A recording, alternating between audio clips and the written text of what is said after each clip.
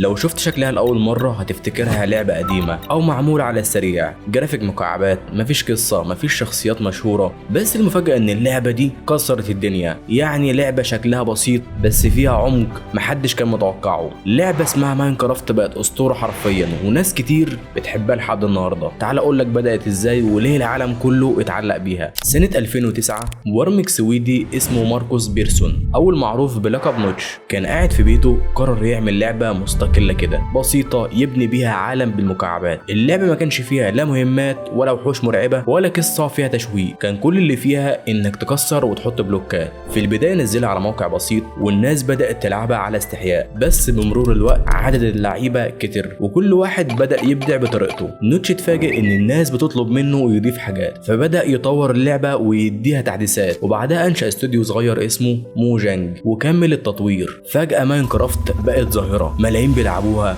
ويوتيوب اتملى فيديوهات ليها من بناء كائنات لقصص دراميه داخل اللعبه. سنه 2014 مايكروسوفت قررت تشتري اللعبه ب 2 مليار دولار ونص، وماركوس باع المشروع وخرج. من هنا اللعبه دخلت مرحله جديده، تحديثات اكبر، منصات اكتر، حتى التليفونات بقت تشغلها وبقت حرفيا في كل بيت. طيب ليه اللعبه نجحت بالشكل ده؟ بص، ماينكرافت مش بتقدم لك قصه، هي بتقدم لك عالم وانت اللي تقرر تعمل فيه ايه. تبني بيت بسيط، تعمل قلعه، تغوص في كهوف، كل دي اختياراتك انت. هي اللعبه الوحيده اللي حرفيا كل واحد بيلعبها بشكل مختلف. في ناس بتستخدمها للتعليم، في مدارس بتدرس بيها، في ناس بتعمل بيها عروض فنيه ومسلسلات وحتى العاب داخل اللعبه. وده غير ان الاطفال بيحبوها لانها سهله، والكبار بيحبوها علشان التعقيد اللي ورا الريدستون والانظمه التفاعليه. السر في نجاح ماينكرافت مش الجرافيك ولا القصه، السر هو انها بتحطك في عالم وتقول لك اعمل اللي انت عايزه. ماينكرافت مش لعبه، دي مساحه ابداع مفتوحه، كل مره تفتحها بتبدا مغامره جديده بخيالك. بس سؤال اخير